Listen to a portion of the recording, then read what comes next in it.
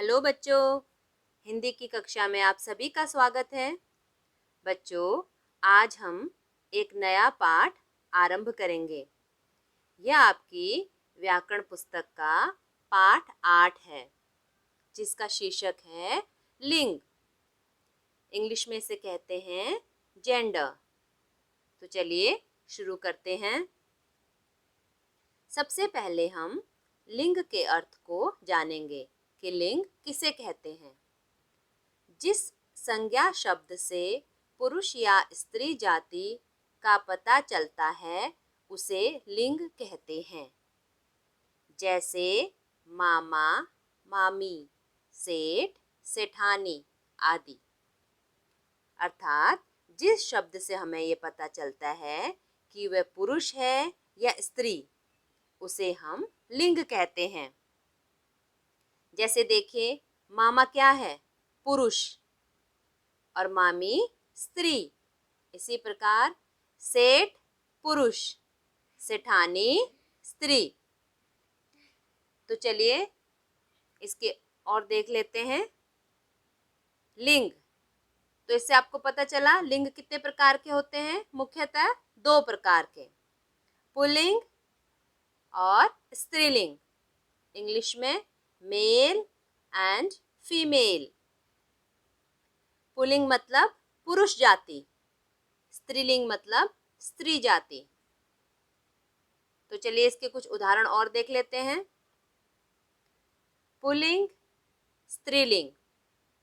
लड़का, लड़की, पिता, माता, भाई, बहन, बैल, गाय, शेर, शेरनी, दादा, दादी।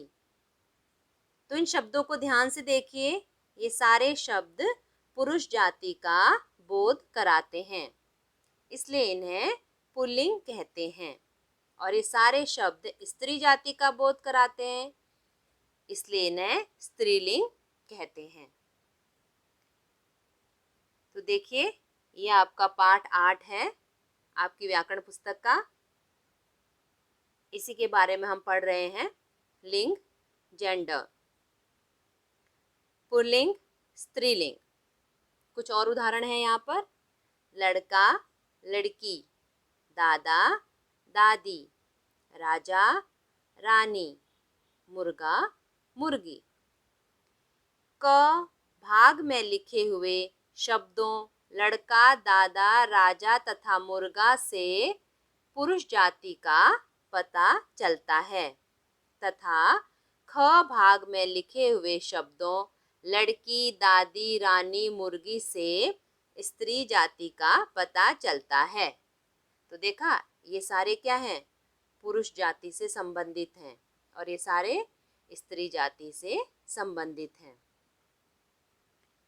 कुछ और उदाहरण हैं, तो चलिए एक एक करके इन उदाहरणों को पढ़ते हैं, और आपको इन सब उदाहरणों को अच्छे से याद भी करना है।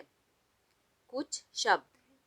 पिता, माता, बूढ़ा, बुढ़िया, माली, मालिन, धोबी, धोबिन, बेटा, बेटी, अध्यापक, अध्यापिका, बैल, गाय, कुत्ता, कुतिया, आदमी, औरत, नौकर, नौकरानी, नाना, नानी, चाचा, चाची, शेर, शेरनी, मुर्गा, मुर्गी, देवता, देवी, राजा, रानी, चूहा, चूहिया, सेठ, सेठानी, मामा, मामी, बालक,